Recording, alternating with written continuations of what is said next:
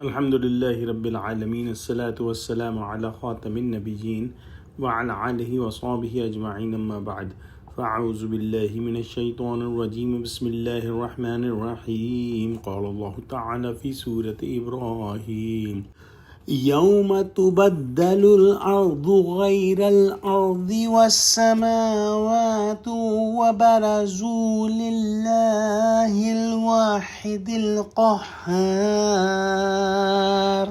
ترجمہ: جس دن یہ زمین دوسری زمین سے بدل دی جائے گی اور آسمان بھی بدل دیے جائیں گے اور سب لوگ خدائے یگانہ اور زبردست کے سامنے نکل کھڑے ہوں گے۔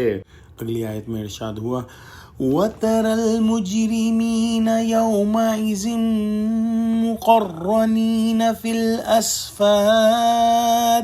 ترجمہ: اور اس دن تم گناہ گاروں کو دیکھو کہ زنجیروں میں جکڑے ہوئے ہیں۔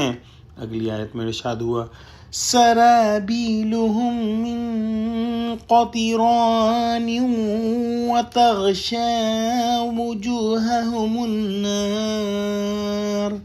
ترجمہ: ان کے کرتے گندھک کے ہوں گے اور ان کے منہوں کو آگ لپٹ رہی ہوگی۔ اگلی آیت میں ارشاد ہوا لِيَجْزِيَ اللَّهُ كُلَّ نَفْسٍ مَّا كَسَبَتْ إِنَّ اللَّهَ سَرِيعُ الْحِسَابِ۔ ترجمہ: یہ اس لیے کہ خدا ہر شخص کو اس کے اعمال کا بدلہ دے، بے شک خدا جلد حساب لینے والا ہے۔ قیامت کے دن اللہ سبحانہ و تعالی اس زمین کو دوسری زمین سے بدل دیں گے۔ اس میں مفسرین کے مختلف قول ہیں۔ کچھ کا کہنا ہے کہ یہ زمین و آسمان بحیات موجودہ باقی نہ رہیں گے، یا تو ان کی ذوات ہی تبدیل کر دی جائیں گی یا پھر صرف صفات کے اندر جو ہے وہ تغیر ہوگا، اور بعض روایات سے پتہ چلتا ہے کہ شاید متعدد مرتبہ تبدیلی اور تغیر کی نوبت آئے، واللہ عالم۔ اس دن سب کے سب اللہ سبحانہ و تعالی جو کہ خدائے یگانہ اور زبردست ہے اس کے سامنے نکل کھڑے ہوں گے۔ ایک ہی نوعیت کے کئی مجرموں کو اکٹھے زنجیروں میں باندھا جائے گا، پھر ان کو ایسا عذاب دیا جائے گا جس کے تصور سے ہی انسان کانپ جائے کہ ان کو گندھک جو کہ جلانے والی ہوتی ہے اس کے کپڑے پہنائے جائیں گے، اور پھر باہر سے بھی ان کو آگ کے اندر سینکا جائے گا، گویا ایسی آگ جو بہت جلد اور تیزی سے اثر کرتی ہے اور سخت بدبو والی ہے۔ پھر جیسی جہنم کی آگ ویسی ہی وہاں کی گندھک سمجھ لیجئے۔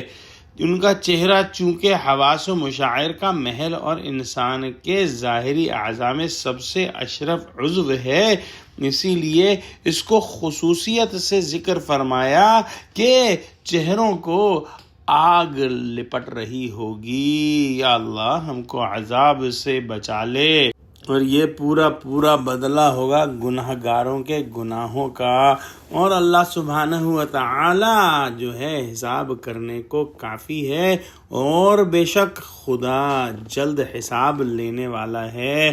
یعنی اس بات کا پیش آنا بالکل یقینی ہے، اسے دور مت سمجھو، اور جو ہے اس کو حساب لینے میں ذرا دیر نہ لگے گی۔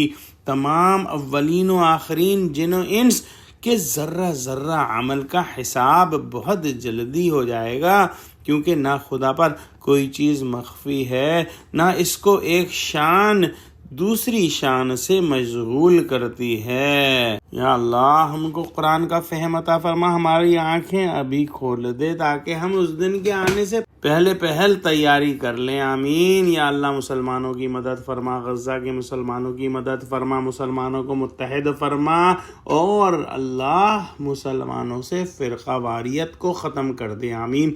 وآخر دعوانا الحمد للہ رب العالمین، والسلام علیکم ورحمۃ اللہ وبرکاتہ۔